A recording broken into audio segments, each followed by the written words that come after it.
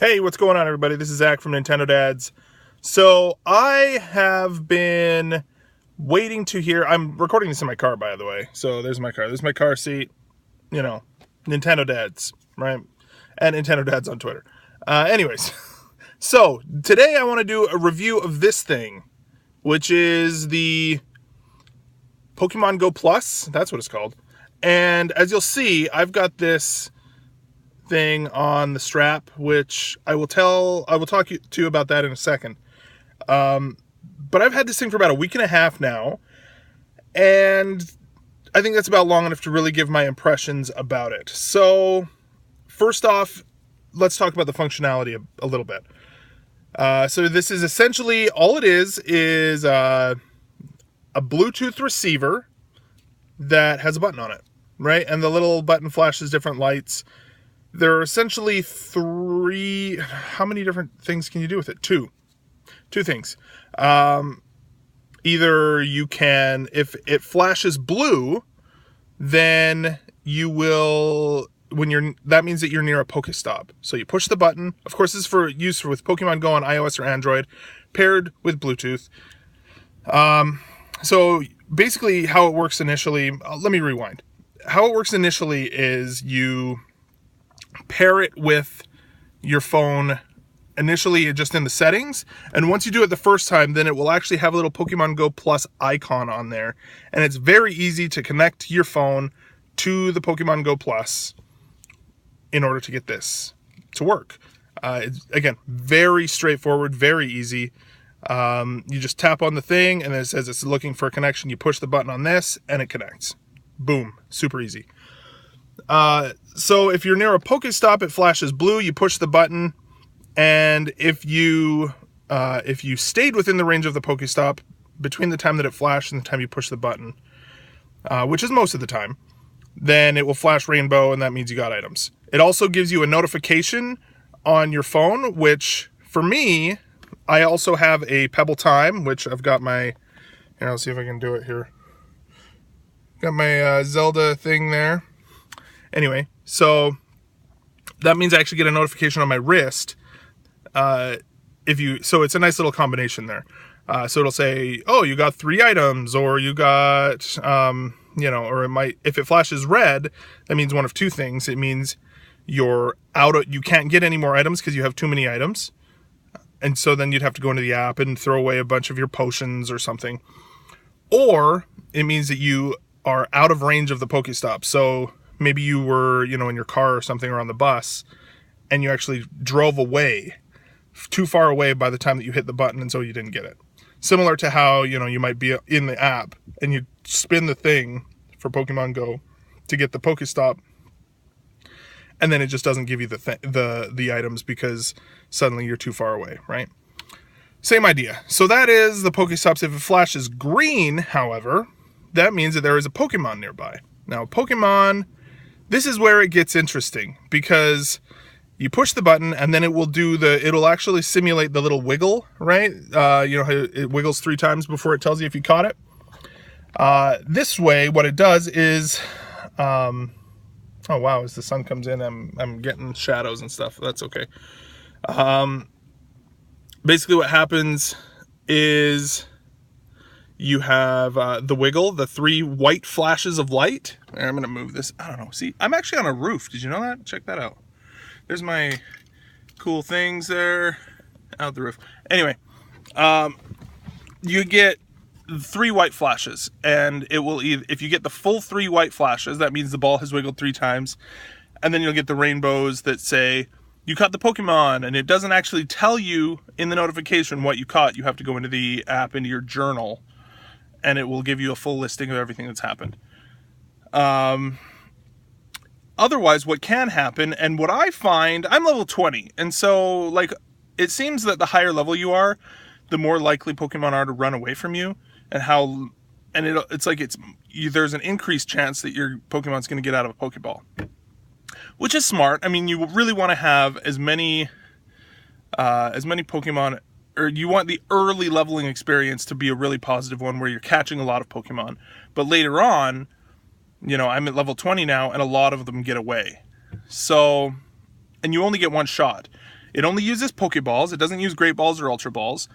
And they get away more often, right? And you only get one shot. So my understanding, I haven't had any experience with this to confirm it, but my understanding is that if there is a Pokemon nearby that you have not already caught, it will not trigger this.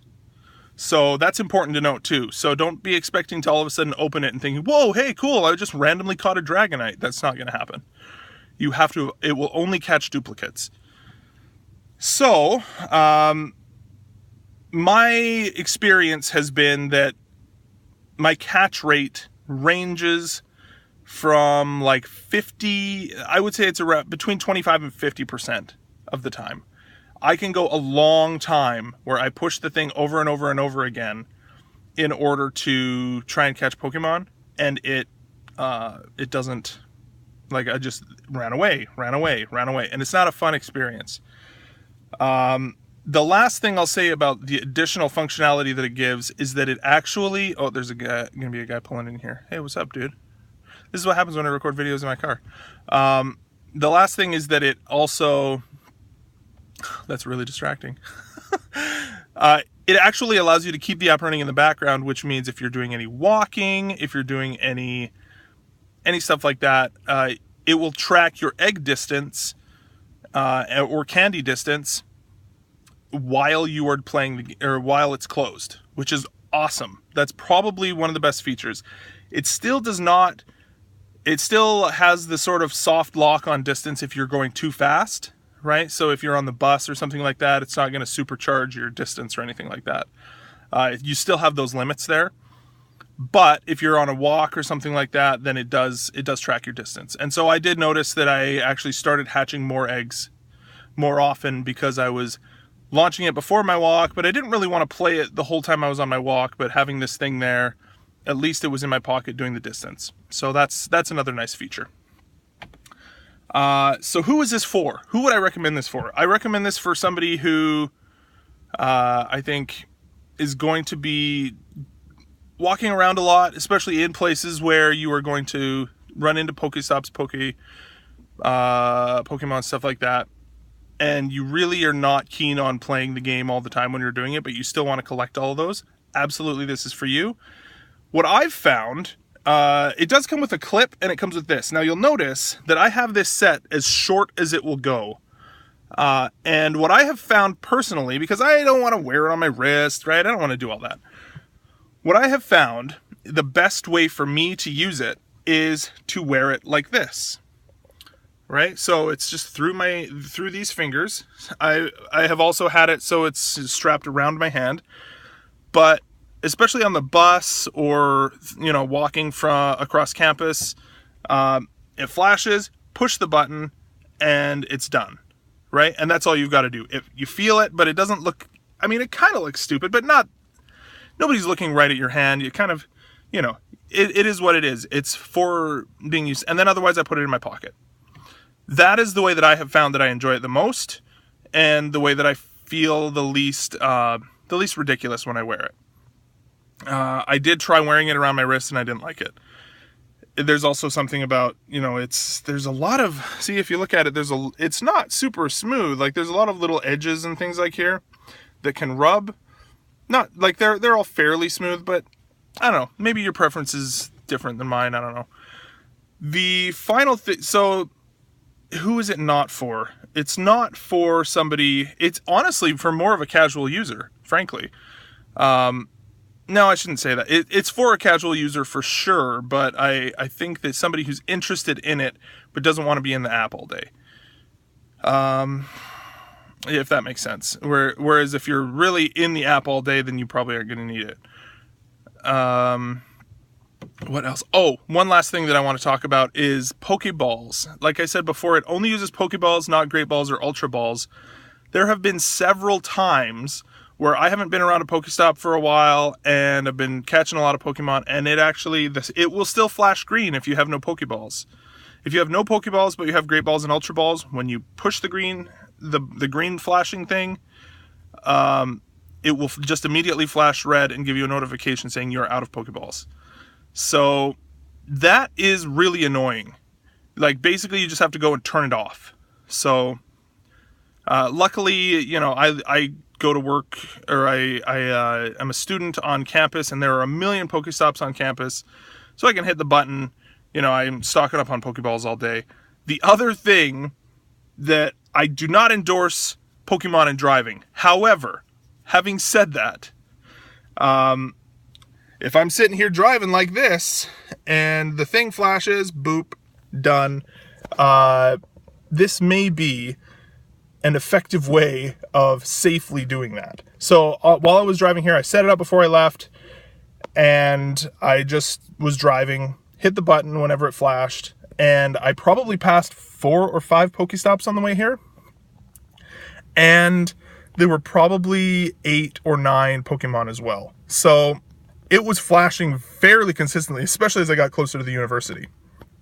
So that is another thing to consider, is that if you are on a commute, this may be a very positive thing to invest in, if that's something that you want, you know, if Pokemon Go is something that you want. So I think that's about it. I would say for the price, I think it was 45 Canadian. I'm not sure what it was in the US. I think it's 35.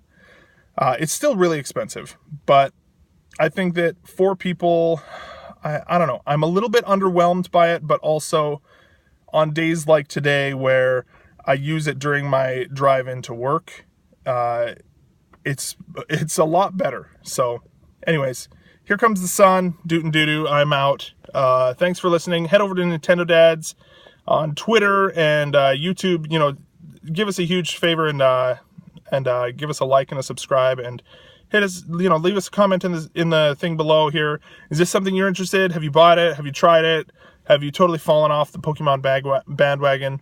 I know that it's kind of gotten me back into it, but in a different way, and I think that that's what's interesting about it. So yeah, that's about it. All right, thanks everybody, and talk to you later.